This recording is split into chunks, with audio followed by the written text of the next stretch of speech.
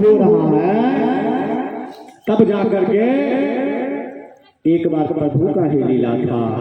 ठीक 1:30 बजे से लेकर 4 बजे के बीच की ये घटना है। ना दिन है ना रात है, दोपहर बोल सकते हैं उसको। हिरण्यकश्यप बोले कि बेटा प्रहलाद, तुम हमको अपना भगवान नहीं मानते हो? बोले नहीं, नहीं मानते हैं। बोला ठीक है, जब तुम हमको भगवान नहीं मानते हो तो बताओ कि तुम्हारा भगवान कहाँ है? प्रहलाद जी बोले वो तो हर जगह है, हम में, तुम में, आप में, खम में, खतर में, कन में, जहां कहां मेरे प्रभु श्री नारायण वास करते हैं। ये जो बात बोले कि हिरण्यकश्यप का और क्रोध ऊपर आ गया। बोला ठीक है, जब हम में, तुम में, सब में वास करता है तो बताओ इस खंड में भी भगवान है तुम्हारे प्रभु नारायण? हाँ, हमारे प्रभु श्री नारायण इस खंभा में भी है। भक्त इतना बड़ा चैलेंज कर दिया अपना पिता के पास। बोले ठीक है बताओ। तब आज परीक्षा ले लेते हैं कि तुम्हारा भगवान अगर इस खंड में है तो अभी इस खंड को तोड़ देते हैं, खंभा को। ठीक है, आपकी जैसी इच्छा, प्रभु की जैसी कृपा। तुरंत हिरण्यकश्यप गदा ले लिए और गदा लेकर के जोर से जो उस खंड में जोर से एक गदा मारे कि पूरा खंड टूट करके आधा मानव आधा सिंह थे। उनका नाम नरसिंह भगवान थे। नरसिंह भगवान की जय, राजा रामचंद्र की जय, उमापति महादेव की जय। जैसे वो देखे तब बाल्य अवस्था का रूप ले लिए प्रभु श्री नारायण। नरसिंह का तो रूप था लेकिन था तो साक्षात नारायण थे, सुदर्शन चक्रधारी थे, हमारे कृष्ण केशव कृष्ण थे। प्रहलाद जैसे ही ऐसा रूप देखे कि एकदम हो रहे थे, उसके बाद हाथ जोड़ करके प्रहलाद प्रभु को तो भक्त को अपने भगवान को तुरंत पहचान जाते हैं।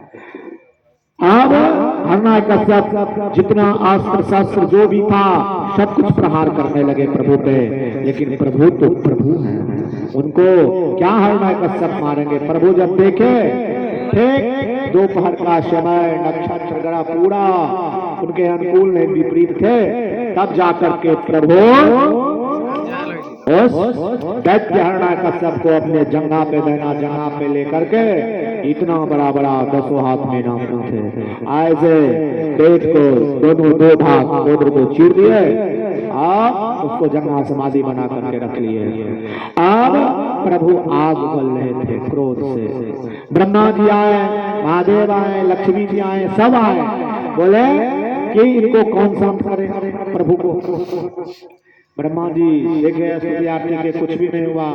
ब्रह्मा जी जुगती लगाए, नारद जी से पूछे। नारद जी बोले भक्त के बस में है भगवान, भक्त अगर चाहे तो शांत हो सकता है। जैसे ही भक्त प्रहलाद प्रभु के चरण में जाकर के प्रणाम करते हैं तो भगवान अपने भक्त को उठा करके गोदी में लेकर के जीवा से चाटने लग जाते हैं।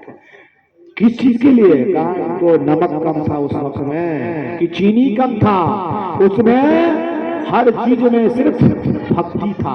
प्रभु भक्ति का भूखा हुआ है, इसलिए उसको चाटने लगे। तब जाकर के बोले प्रहलाद से मांगो, तुम क्या वरदान मांगते हो? प्रहलाद जी बोले प्रभु हम आपको क्या वरदान मांगे? ये मेरे पिता हैं, वो मेरे माता, दुनिया का कितना हो कुछ ऐसा कर दीजिए और हम आपका जब जन्म लें तो आपका ही गुणगान और आप ही का भक्ति करें। ना हमको धन चाहिए ना हमको दौलत चाहिए। भगवान बोले तथास्तु। प्रेम से बोलो वृंदावन बिहारी लाल की जय, बाबा नरसिंहनाथ की जय। ये चीज देखने के बाद एक कथा का प्रसंग समाप्त होने के बाद इधर सुखदेव जी को फिर सुखदेव जी राजा परीक्षित को गंगा की कथा प्रारंभ करने लगे। अब नारायण आए, हनुमान जी आ गए, तो राम जी आएंगे, लक्ष्मण जी आएंगे, शत्रुघ्न जी आएंगे, उसके बाद मेरे जो कृष्ण कन्हैया हैं वो भी आएंगे। फिर भक्ति के माध्यम से उनको जोड़ते हुए बतला रहे हैं गंगा माता पिता माँ।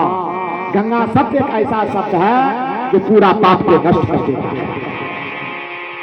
सिर्फ गंगा बोलने से बोले ठीक है, उनको समझा रहे हैं। बोले कि तब तो गंगा गंगा तो 1000 बार बोलते हैं, 1000 बार गंगा स्नान भी करते हैं, तब तो सारा पाप मिट जाना चाहिए। बोले अगर ऐसा होता तब तो कलयुग का आगमन नहीं होता, तब तो पुत्र माता पिता को भी समझता, तब इतना जो अघोर अघोर अन्याय पाप हो रहा है वो पाप भी नहीं होता। बोला तब सुखदेव जी को बतला रहे हैं कि एक बार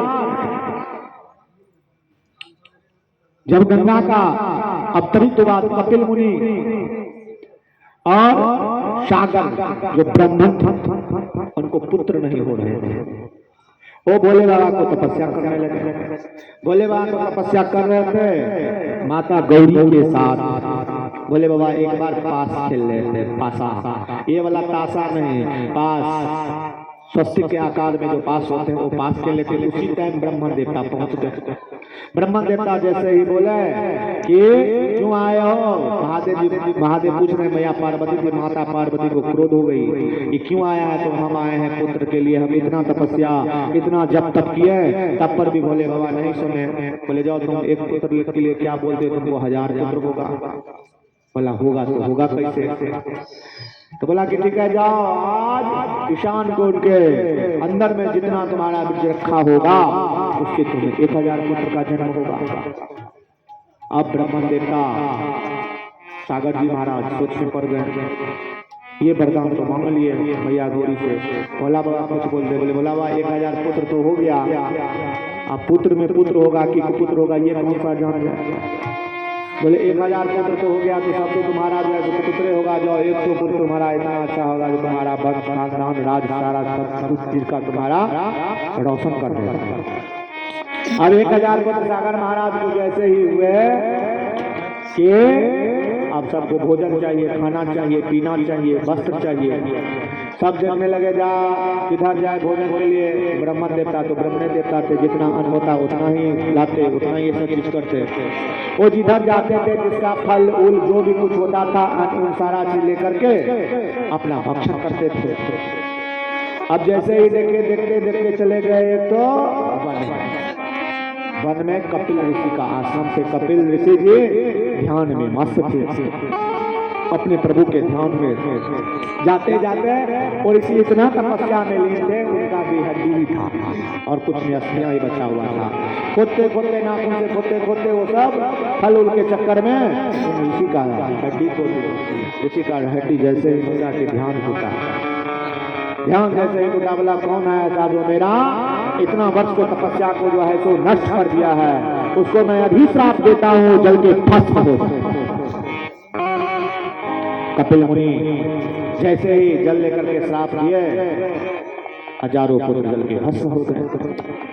अब एक जो पुत्र ब्रह्मन देवता को बचे थे उनका नाम भैगरथ था। संक्षिप्त में कथा को लेकर के हम चल रहे हैं। अब सुखदेव जी उधर उनको बतला रहे हैं कि भैगरथ थे। भैगरथ जब देखे इस बात को, उनको ये बात पता चला कि मेरे जितने भाई थे सारा मृत्यु हो गया, जल के भस्म हो गया कपिल मुनि के द्वारा, तो सब प्रेत बन गए।